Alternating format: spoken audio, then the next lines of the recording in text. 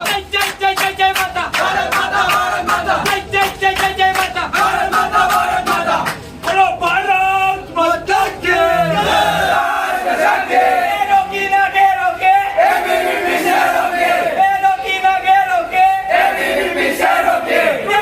And welcome to the programme once again. Global एक्सप्रेसना विशेष कार्यक्रमમાં તમામ દર્શકોનું હાર્દિક સ્વાગત કરું છું। હું છું ઇસ્માઇલ જબા। વાત કરીશું વર્ષ 1973-74ની। વર્ષ 1973-74 એટલે ગુજરાત માટે ખૂબ જ મહત્વનું હતું, કારણ કે એ વર્ષે ગુજરાતમાં સત્તા પલટ કરી હતી અને સત્તા પલટ કરનારા જે લોકો હતા એ વિદ્યાર્થીઓ હતા।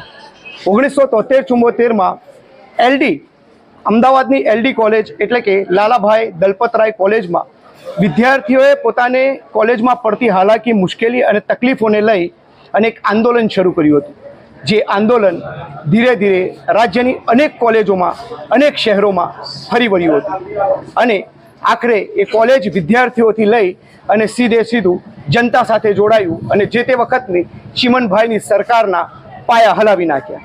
એ પાયા હલતાની સાથે ચીમનભાઈ આખરે રાજીનામું આપવું પડ્યું। 50 વર્ષ પછી ગોધરાની હું શેઠ પીટી આર્ટ્સ કોલેજમાં આવ્યો છું, જ્યાં 50 વર્ષ પછી નવનિર્માણ આંદોલનમાં જે આંદોલન થયું ત્યાર પછી ક્યારેય કોઈ આંદોલન થયું નહોતું, પરંતુ પહેલી વખત 50 વર્ષ પછી વિદ્યાર્થીઓ આંદોલન પર છે। તેમના આંદોલનની જે વાતો છે એ ક્યાંક ને ક્યાંક તથ્યતાની સર્જન કરે છે। મુખ્ય વાત કરીએ તો જે તે વખતે નવનિર્માણ આંદોલન શરૂ થયું ત્યારે ગોધરાના ધારાસભ્ય તરીકે સોમાલાલ શિરોયા હતા। વિદ્યાર્થીઓનું એક જૂથ તેમના મકનકુવા સ્થિત તેમના મકાને ગયું અને તેમને પકડી અને પટેલવાડા ચોકમાં લાવી તેમની પાસેથી રાજીનામું લખાવ્યું હતું। આ તાકાત તે વખતે નવનિર્માણ વિદ્યાર્થીઓના આંદોલનનું હતું। વિદ્યાર્થીઓની એ શક્તિ હતી, વિદ્યાર્થીઓમાં એ તાકાત હતી કે એક ચાલુ ધારાસભ્યને તેના ઘરેથી લાવી અને પટેલવાડા ચોકમાંથી તેનું રાજીનામું લખાવ્યું હતું। ત્યાર પછી આ આંદોલને સરકારને ઉથલાવી એ તમામ હકીકતો જે વડીલ હશે તેમને ખબર હશે। આજે વિદ્યાર્થીઓ ખૂબ લાંબા સમય પછી અહીંયા આંદોલન પર બેઠા છે અને તેમની પણ માંગ તેમને શોભે તેવી છે, તેમના જરૂરત પ્રમાણેની છે, એ તેમના અબાધિત અધિકારો સાથે સંકલિત થાય એવી તેમની માંગો છે। વિદ્યાર્થીઓ મારી સાથે છે, તેમની સાથે વાત કરીશું। શું પ્રશ્ન છે તમારો અને કયા કારણોસર આપ અહીંયા બેઠા છો? વિદ્યાર્થી પરિષદ અહીંયા બેઝિક માંગોને લઈને આવ્યું છે, જ્યાં ક્લાસરૂમમાં બેસવા માટે વ્યવસ્થા નથી, ઉપર વરસાદના પાણી પડે છે, ભાઈઓ માટે ટોયલેટની વ્યવસ્થા નથી, બહેનો માટે કોમન રૂમની વ્યવસ્થા નથી, જેવા અનેક વિષયો આ કેમ્પસમાં છે। 1200 કરતાં વધારે વિદ્યાર્થીઓ જ્યારે આ કેમ્પસમાં ભણતા હોય ત્યારે આ પ્રશાસનને શર્મજનક વાત કહેવાય કે આટલા બધા વિદ્યાર્થીઓ ભણે છે તો બી તેમને જરૂરિયાતની સુવિધાઓ પૂરી પાડવામાં આવતી નથી। તમે રજૂઆત કરી છે આ બાબતે? હા, અમે છેલ્લા ઘણા વર્ષોથી રજૂઆત કરી છે। વિદ્યાર્થી પરિષદ દ્વારા આ વિષય પર ઘણા બધા આવેદનો આપવામાં આવે તો પણ પ્રશાસનની આંખ ખુલતી નથી અને આ પ્રશ્નો નિરાકરણ લાવવામાં આવતું નથી।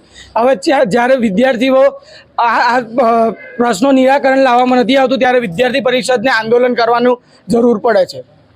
તમારી સાથે પણ વાત કરીશ। આટલા બધા લાંબા સમય પછી, આટલા વર્ષો પછી નવનિર્માણમાં જે આંદોલન થયું ત્યાર પછી પહેલી વખત આંદોલનને રૂપ આપવાનું તમારા મગજમાં નક્કી કેવી રીતે થયું? આ વિષયને લઈને પ્રિન્સિપાલ સાહેબને સતત માંગ કરવામાં આવી હતી। પ્રિન્સિપાલ સાહેબને આના પહેલાં 2 વખત આવેદનપત્ર આપવામાં આવ્યું છે, એની અંદર વિદ્યાર્થી પરિષદે એમની જોડે સમય માંગ્યો હતો અને આ વખતે જે લાસ્ટ ટાઈમ આંદોલન આપણે જે આવેદનપત્ર આપવામાં આવ્યું એની અંદર વિદ્યાર્થી પરિષદે ઉલ્લેખ કર્યો છે કે આ નકલ તે ટ્રસ્ટી સાહેબ સુધી પહોંચાડવામાં આવે। સતત 2 થી 3 વખત પ્રિન્સિપાલ સાહેબને રજૂઆત કરવામાં આવી છે। પ્રિન્સિપાલ સાહેબે એવું કીધું કે આ બધું ટ્રસ્ટી સાહેબ જોવે છે, હવે ટ્રસ્ટી સાહેબના અંડરમાં જતું રહ્યું છે। ત્યારે વિદ્યાર્થી પરિષદ સતત આ વસ્તુને લઈને વિદ્યાર્થીઓના સાથે પ્રિન્સિપાલ સાહેબ જોડે રજૂઆત કરે છે। જ્યારે વિદ્યાર્થી પરિષદને અહીંયાથી ત્યાં અને ત્યાંથી અહીંયા કરવામાં આવે છે ત્યારે 1200 જેટલા વિદ્યાર્થીઓના પ્રશ્નોની સામે વિદ્યાર્થી પરિષદને એક મગજમાં એવો વિચાર આવે છે કે જ્યાં સુધી હવે વિદ્યાર્થી પરિષદના એક કાર્યકર્તા આંદોલન પર નહીં ઉતરે ત્યાં સુધી ટ્રસ્ટી સાહેબને એવું નહીં લાગે કે આની અંદર ખરેખર આ કેમ્પસની અંદર કંઈક રિનોવેશન કરવા જેવું છે।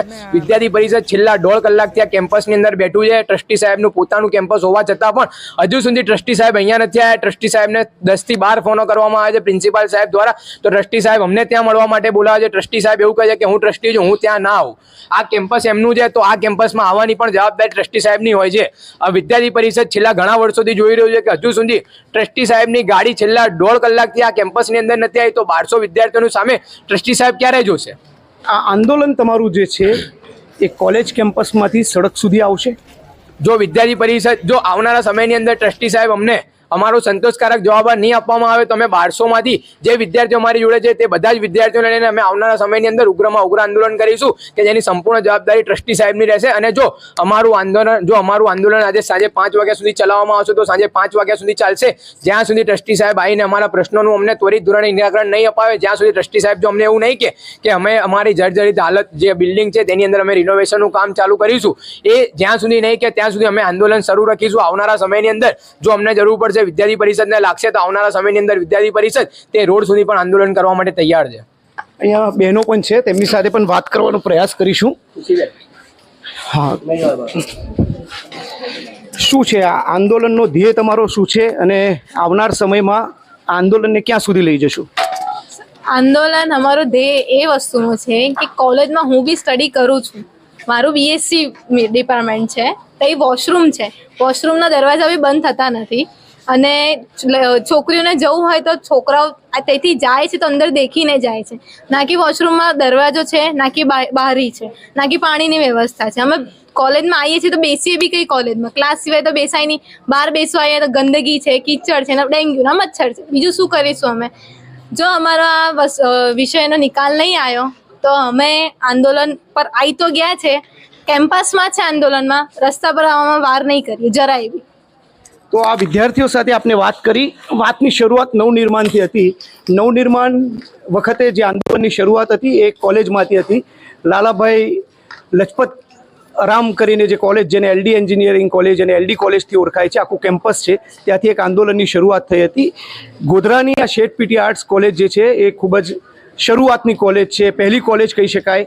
શહેરના ઘણા એવા લોકો છે કે જે ઉચ્ચ કક્ષાએ છે, ઉચ્ચ સ્તરીય છે અને તેઓ આ જ કોલેજમાંથી ગયા છે. આજે આ કોલેજ કરતાં કબાડખાનું વધારે લાગે છે અને એના જે દ્રશ્યો છે, અગાઉ પણ આ કોલેજમાં હું આવ્યો છું અને મેં અહીંની પરિસ્થિતિઓનું જે છે એ જોઈ હતી કે કોલેજ કરતાં કબાડખાનું વધારે છે. ત્યારે આ કોલેજ સાથે જે લોકો છે જોડાયેલા છે તેમને આ કોલેજનું વહેલી તકે જે કંઈ રિનોવેશન કરવાનું છે તેને કરવાની ખાસ જરૂર છે. કારણ કે આ કોલેજમાંથી જ દેશનું ભવિષ્ય નક્કી થતું હોય છે. દેશ સર્વોપરી છે એવું માનીએ તો દેશનું જે ઘડતર છે એ કોલેજોમાં થતું હોય છે, શાળાના રૂમમાં થતું હોય છે. ત્યારે કોલેજના જે લાગતા વળગતા જે અધિકારીઓ, જે પદાધિકારીઓ છે તે લોકોએ આ કોલેજને વહેલી તકે સુધારણા પર લઈ જવી જોઈએ. મારો આ વિડીયો તમે ફેસબુક ઉપર જોઈ રહ્યા છો તો મારા પેજને લાઇક અને શેર કરજો. યુટ્યુબ પર જોઈ રહ્યા છો તો ચેનલને સબસ્ક્રાઇબ કરજો, બેલ આઇકન હશે ટચ કરજો તાકે આવા જ સમાચારો સાથે આપણે નિરંતર જોડાયેલા રહીએ. શુક્રિયા.